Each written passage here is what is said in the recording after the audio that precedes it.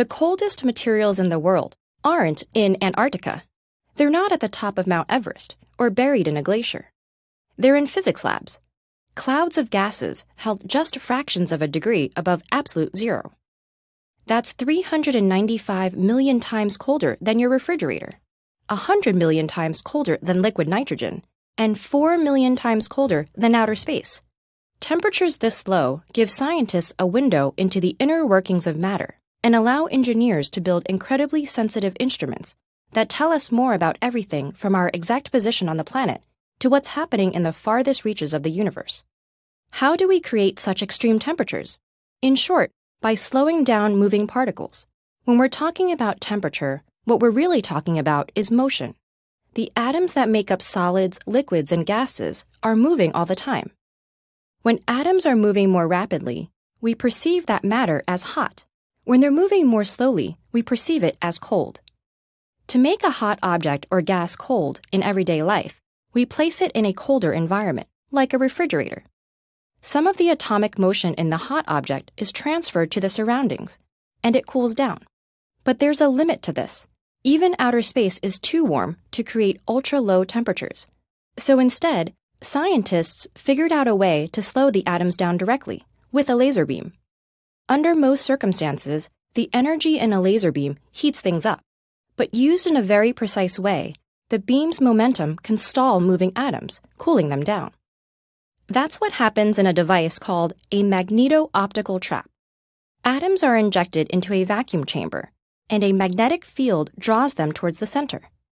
A laser beam aimed at the middle of the chamber is tuned to just the right frequency that an atom moving towards it will absorb a photon of the laser beam and slow down.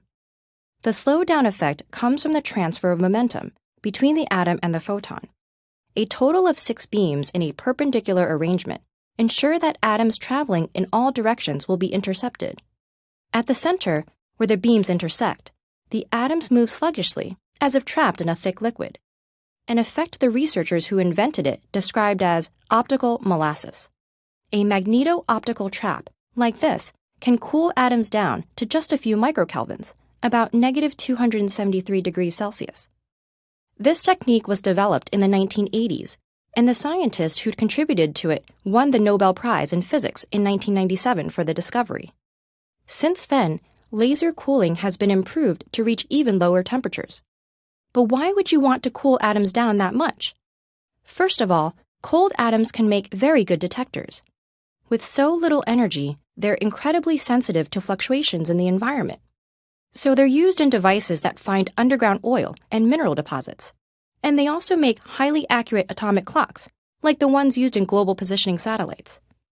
Secondly, cold atoms hold enormous potential for probing the frontiers of physics. Their extreme sensitivity makes them candidates to be used to detect gravitational waves in future space-based detectors. They're also useful for the study of atomic and subatomic phenomenon, which requires measuring incredibly tiny fluctuations in the energy of atoms. Those are drowned out at normal temperatures when atoms speed around at hundreds of meters per second. Laser cooling can slow atoms to just a few centimeters per second, enough for the motion caused by atomic quantum effects to become obvious. Ultra-cold atoms have already allowed scientists to study phenomena like Bose-Einstein condensation, in which atoms are cooled almost to absolute zero and become a rare new state of matter. So as researchers continue in their quest to understand the laws of physics and unravel the mysteries of the universe, they'll do so with the help of the very coldest atoms in it.